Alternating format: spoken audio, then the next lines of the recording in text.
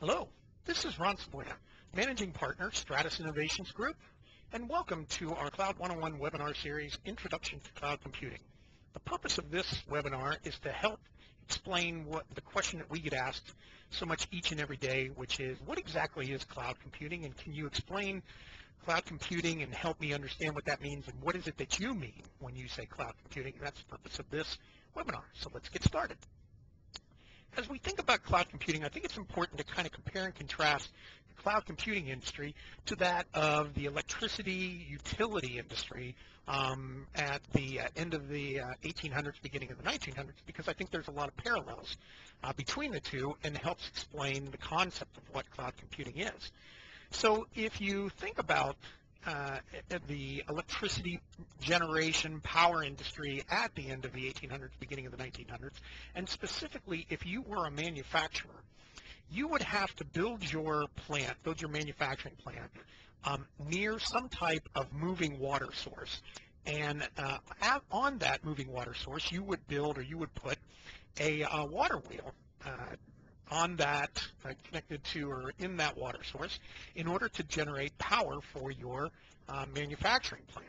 As you see in this picture, specifically this picture on the lower part, if you see this shaft that's running the length of the ceiling and these drums right here, that shaft is connected to ultimately a larger system that that is ultimately being driven by this type of a water wheel. That drum, the drum here, then drives these pulleys, and that pulley eventually drives this type of equipment. Here, it looks like they're doing some sort of linen or cloth type manufacturing, if you will. But the key is that late 1800s, early 1900s, if you wanted a manufacturing plant, you had to invest in and build in your own power source. Fast forward that a little bit, if you will, 10 years later, very early 1900s, and with the development of direct current power plants by Edison and Commonwealth Edison, you were able to produce electricity, but you still had to have that power plant on your location because these were all direct current type environments, and it didn't travel that far, so you still had to have that physically close to your plant, your manufacturing operations. So if you were a manufacturer, again, you had to build this type of power plant, this type of utility for your environment, and everybody produced their own. Fast forward that a few years later, when Edison came up with the concept of alternating current as a power generation source, and at that point, alternating current was able to travel significantly farther distances, so you were able to develop these massive economies of scale of power plants that were able to produce electricity and deliver electricity to all of these manufacturers, and do it at substantially a lower kilowatt per hour, megawatt per hour than what your traditional on-premise power plant would be able to do. So that advancement in these type of technologies, in the generation of alternating current and the mass scale of those type of systems, allowed organizations like Commonwealth Edison to be created, utilities like Commonwealth Edison, that would produce electricity and provide it extremely cheaply to organizations better than they could themselves. So I think with that same analogy can apply if you think about it from cloud computing. So the new utility providers of today, you have Microsoft with Microsoft Office 365 with their email, document management, collaboration, and the same sort of offerings from IBM with Lotus Live and Google. Salesforce.com with their CRM application, Microsoft also with their CRM cloud-based application. And then finally, you have Windows, Azure, and Amazon Web Services that are used as sort of that application platform in the cloud to in order to provide an application environment or doing R&D development, if you will, application development for a cloud-related environment. But again, the model of this is if these utility providers can provide this at significant scale and significantly lower cost than what you could, why have that production, why have that plant, why produce that utility on premise versus getting to these cloud-based utility providers? That, I think, is the essence of of the cloud environment. This picture on the right here, this is a picture of Microsoft's Chicago data center, their cloud-based data center out of Chicago. And if you think about it, each one of these containers here have thousands upon thousands of rack servers, blade servers, and the computational capability of each one of these containers is significantly greater than what any organization typically could provide or would provide today. And Microsoft can scale this environment by simply stacking up and more of these containers. So if you think about the economies of scale, and if you think about the magnitude of computing capacity that they can provide out of these type of data centers, these utilities, it's very easy to understand how that leap of faith of saying these utility providers can provide that level of service, that IT service, or that IT utility significantly lower at a lower cost rate and at a higher service level than what you could typically do by providing that IT infrastructure yourself in your environment. So to kind of also a different way of kind of looking at that, in today's environment, a typical IT environment, you'll provide functionality such as email, customer relationship management, Salesforce automation, document management, document collaboration, some type of customer-facing customer sales or customer service application that could be a web server with an application server and backed by a data server. But the key is that entire environment resides in your in your environment, or on-premise as we call it. So that's a typical type environment.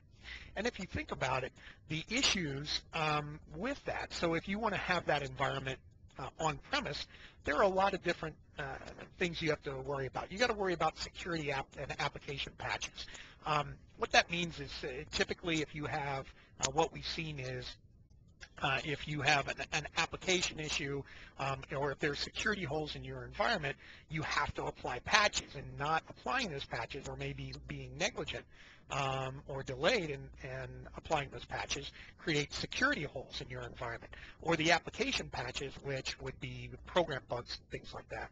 Version upgrades, if we're going from version 2 to version 3 of a product because there's a new functionality, or going from version 3 to version 5 because version 2 is about to become end of life. You got to deal with hardware and software maintenance, hardware perspective, power supply issues, or memory issues, or any type of other issues related to that. End-of-life support issues, as I mentioned, with going from different version upgrades, but also hardware as well. You may have a piece of hardware that is nearing end of life, and so you would have to upgrade that environment. So you got to deal with things like end-of-life support issues. If you are in an environment where revenue and sales volume or customer acquisitions is about to ramp up pretty dramatically, you could be, let's say, running a new campaign, acquiring another organization, or you're reaching a seasonal part of your year which is very high in demand. You would potentially have to think about purchasing additional server and storage in order for that increased load. And then finally, you got to deal with service availability and stability issues. Is this up and running when I need it? And if it's customer facing, is it up and running when our customers need it, so it doesn't provide a terrible customer experience, which ultimately leads in lost revenue and lost productivity?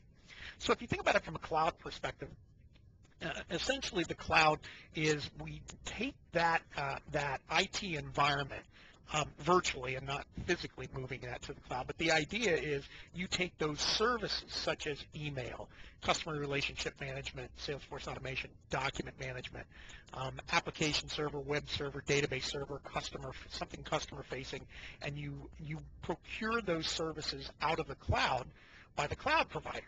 And the benefit of doing so, you don't have to deal with security, application, and patching. You don't have to deal with version upgrades. That's all taken care of by that service provider. Software and hardware maintenance issues are removed because, again, that cloud service provider takes care of that for you.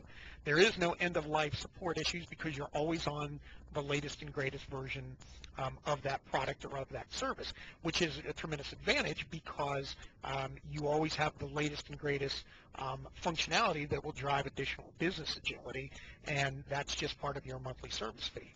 You don't have to worry about scaling up and scaling down as demand dictates, because the technology service provider, the cloud service provider, provides that for you.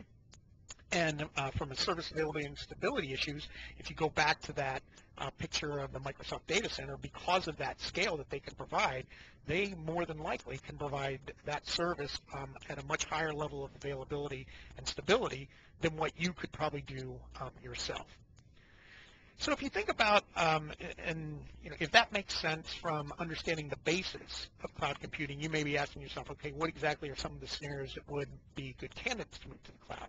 And what we see are, again, going back to the issues of what cloud computing takes care of, you don't have to deal with hardware and software end-of-life type issues. The stability and performance could be extremely, much better, and also you just don't have to deal with that. So if you're having stability and performance issues now, or you're fighting with that, that's an issue you just absolutely don't have to deal with. So that could be a scenario to kind of drive you to the cloud. Mergers and acquisitions. The cloud is a great common denominator for organizations that are merging, and specifically from a technology infrastructure perspective.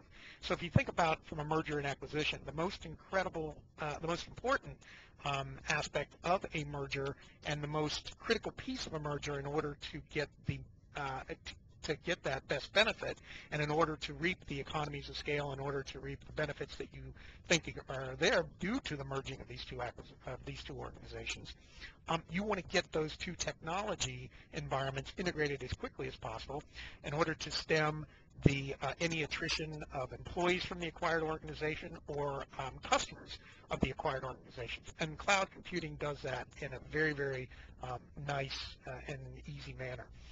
Litigation e-discovery. If you're an organization that is involved with healthcare or financial services and you have a lot of litigation requests, and if you're struggling with trying to pull together e-discovery when litigation comes up, that could be a good scenario to look at. So litigation comes from an opposing counsel, opposing organization, and they say, I want to see information based off of this topic or this area, and you have to pull all that up, any electronic communication documents that you may have with that environment, you are responsible to pull that up. And what we've seen are companies sometimes settle suits simply because of the difficulties of pulling all that information together, not on the merits of the case. So if you're involved with a good amount of litigation, it could be a good supporting scenario.